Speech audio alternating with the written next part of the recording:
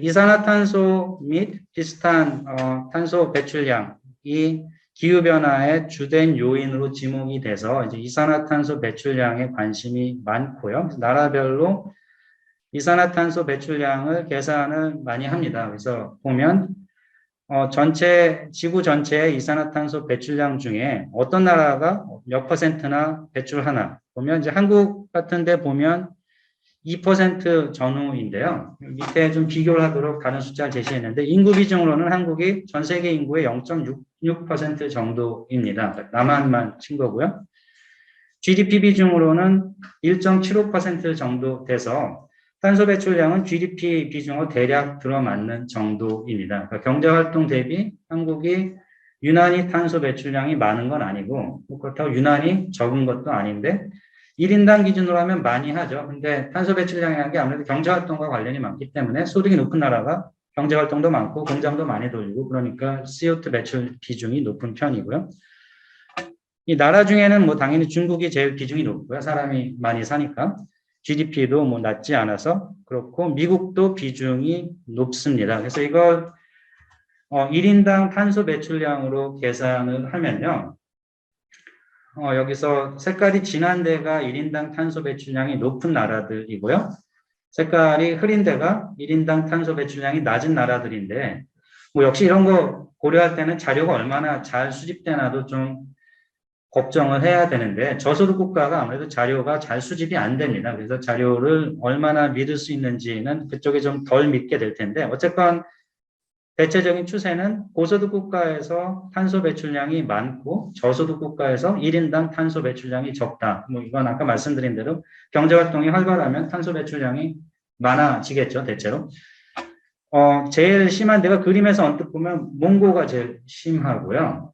아마 이 탄소 저감 시설 이런 게 잘 안 돼 있어서 그럴 것 같아요. 그러니까 제조업은 많이 있는데 뭐 소득이 아주 높진 않아서 탄소 배출 저감 시설 같은 게 안 돼 있어서 그런 듯하고 여기서 이렇게 보면 중국하고 미국 비교하면은 중국보다 미국이 좀 높죠. 아무래도 미국이 경제 수준이 높아서 그런 듯합니다. 캐나다도 네, 미국하고 별 차이가 없죠. 그림에서 보면 캐나다가 왠지 조금 더 착할 것 같은데 여기서는 아닌 듯합니다.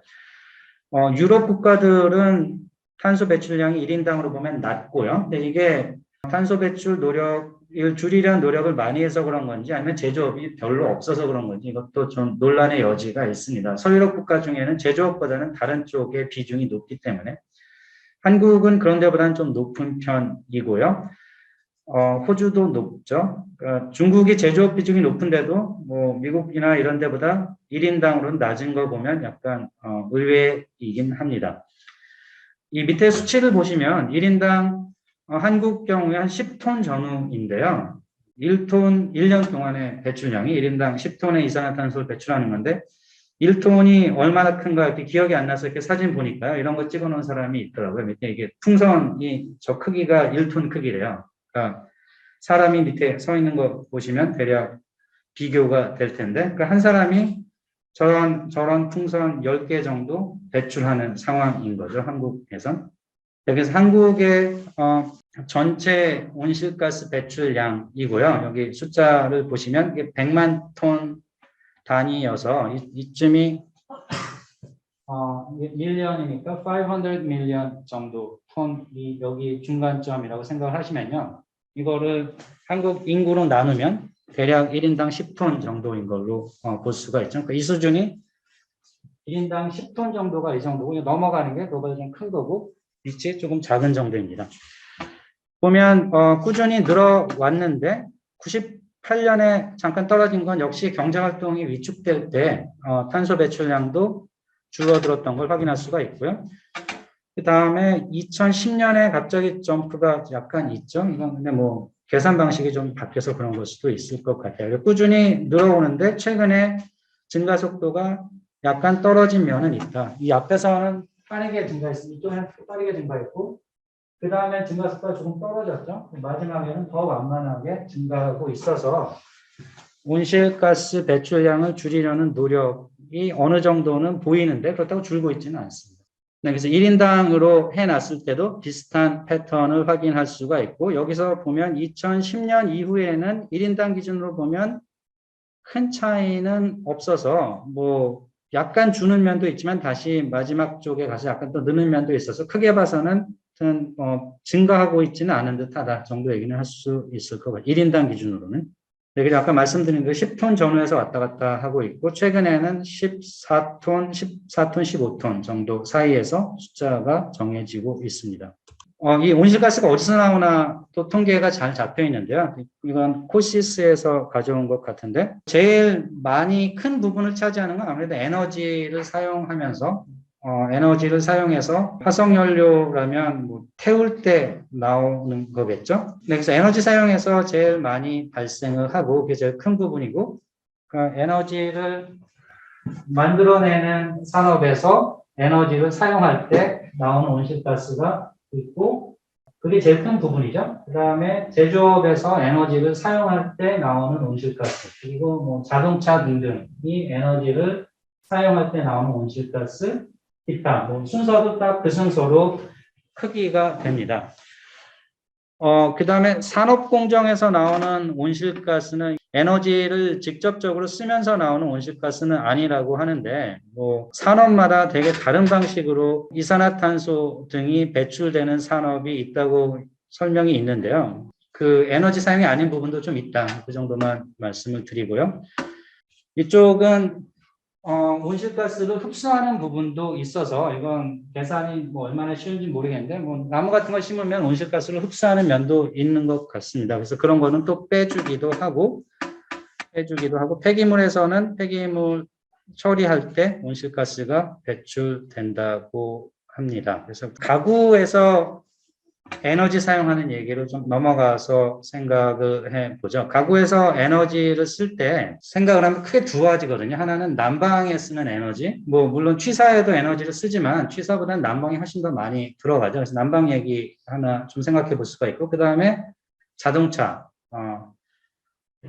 뭐 자기가 운전하거나 다른 차를 타거나 할 때 대중교통을 탈 때 자동차 관련된 에너지 소비에서 나오는 온실가스 이렇게 두 가지가 중요한 부분이 될 것 같고요. 그래서 뭐 에너지 소비 정도 차원에서도 이 두 가지가 중요한 에너지 소비가 됩니다. 그래서 난방부터 먼저 생각을 해보면 여기가 난방하고 기타가 뭐 목적이 구별되어 있지는 않은데요. 뭐 주로 난방이라고 생각을 하고 좀 들여다 보겠습니다.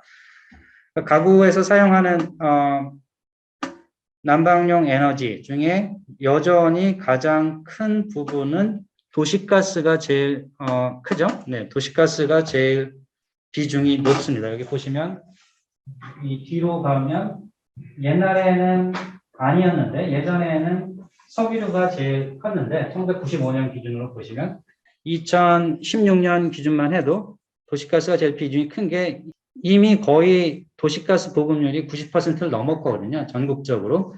95년에는 그 정도는 아니었습니다. 처음에 대도시에서 시작을 했고요.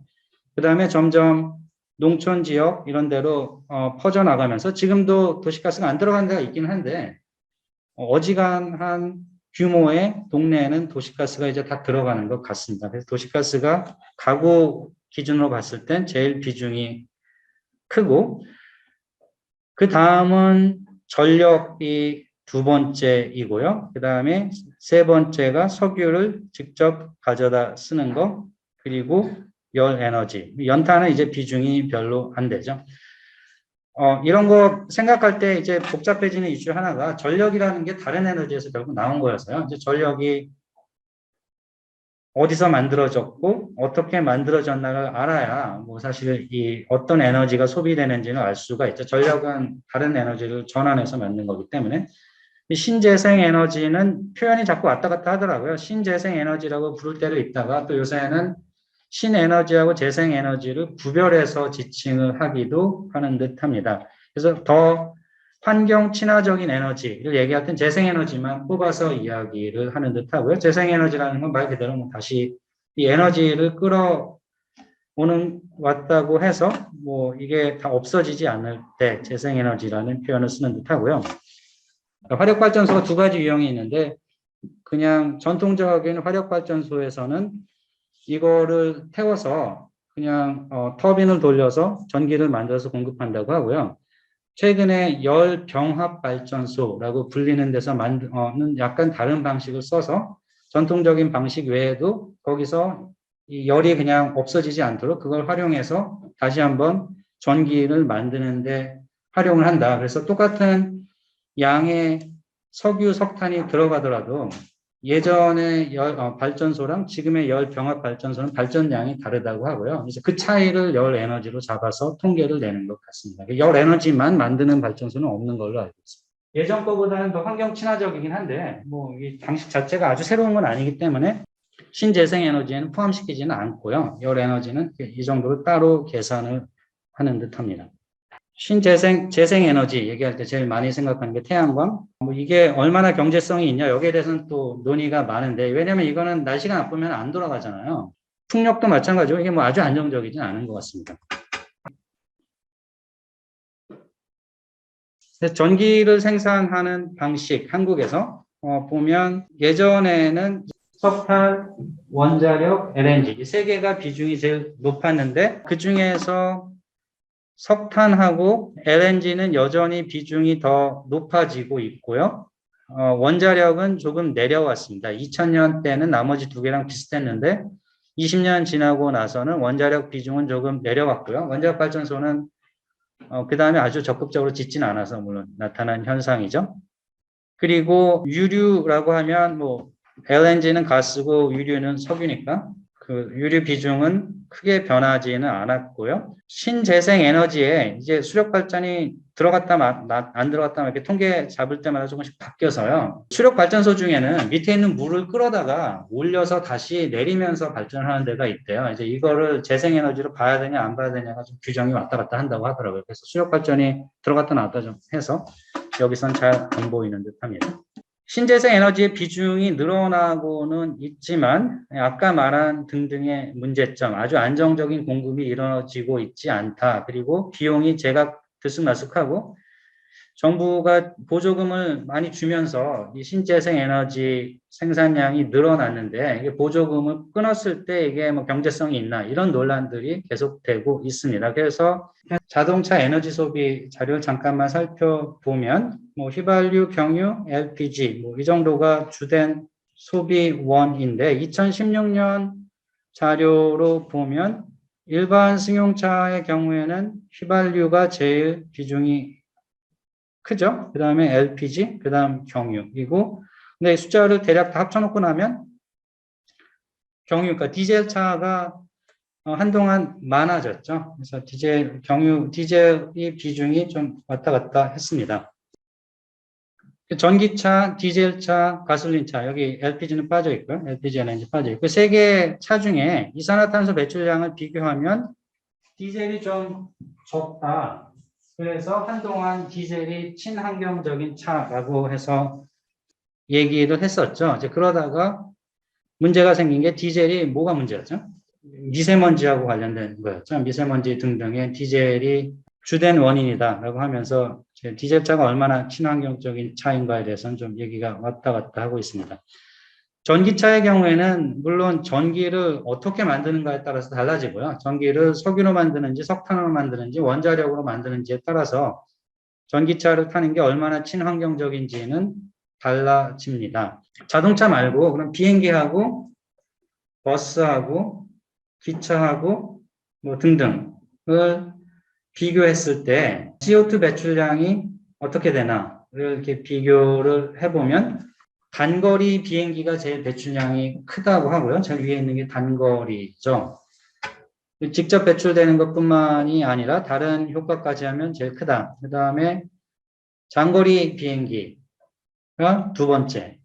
그리고 혼자서 승용차 모는 게 세 번째. 그 다음에 버스 타는 거. 버스는 한 절반쯤 차 있는 걸로 가정을 한 것 같고요. 4명이 타는 차가 그 다음. 그러니까 차도 4명이 타면 크게 나쁘지 않은 거죠. 이 기준대로 하면. 그리고 국내선 기차, 아주 빠르지 않은 기차를 얘기한 것 같고요. 그 다음에 이 고속열차가 제일 밑에 있죠. 고속열차는 친환경적인 걸로 계산이 돼 있습니다.